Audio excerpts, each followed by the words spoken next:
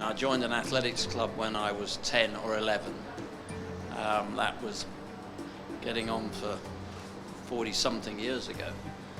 And, you know, I've only ever seen sport either at community level, at club level, or, you know, taking it to its extreme, going to an Olympic Games in Moscow when most of the world thought it wasn't the right place to be, but actually was in the infancy of change. I've only ever seen sport playing an extraordinary role. I can't think of a more potent social worker in any of our communities than sport. It does it 24/7, it does it better than almost anything else.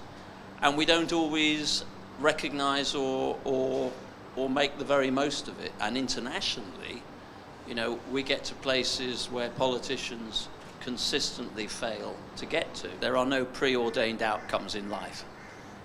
You do what you actually have a passion to do, and don't ever be told that you can't do it because it's not been done before, or even if it has been done before, it hasn't been done successfully. I've only ever been in a world where people have told me I shouldn't be doing things, but I sort of have. They haven't always come off, but I do think you have to back your own judgment.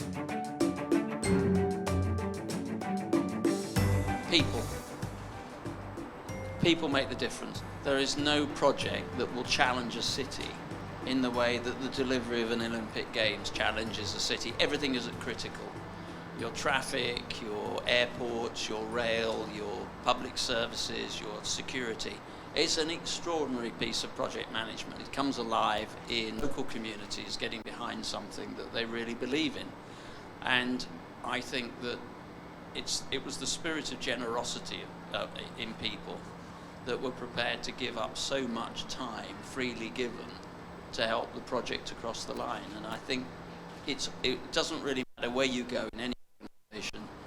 You can have all the corporate governances and structures and all the Harvard MBAs planning your life, but actually if you don't have the right people there and you don't have the right culture within the people that want to actually give something, then it's probably not going to work. The hard yards, I'm sorry to have to tell you, are still to be done. And everybody gets, I don't mean this in a disrespectful way, but everybody gets very excited about construction.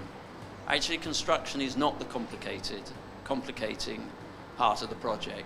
The operational integration of bringing all the different services together for the athletes, for the media, for spectators, for all the client groups, and actually bearing in mind that you're going to be putting it into a community where a lot of that community are not going to be involved in the games. Yep. So how the games intersects with people that are trying to get on with their normal daily lives is something that often gets overlooked as well. So pulling all that together is an incremental and a sequential process, and it can only be done on really robust, secure relationships particularly across the city. The Commonwealth is now so diverse and in a way so atomized that it's very difficult to see it in terms of economy or even cultural relationships. It actually, I think for most people, comes alive in sport, and the Commonwealth Games is an extraordinary thing. Most cities don't get the opportunity to do that, and when they do, I've never seen a city that hasn't come out better for it, because it encourages people in that city to actually believe in themselves and to recognise that actually they are competent and creative, they're diverse, they can show the very best of that city around the world, and that's not something that money can ever buy. And my proudest boast, of course, in 18 years of international track and field, I was never beaten by an Australian. Sorry, I did have to get that in.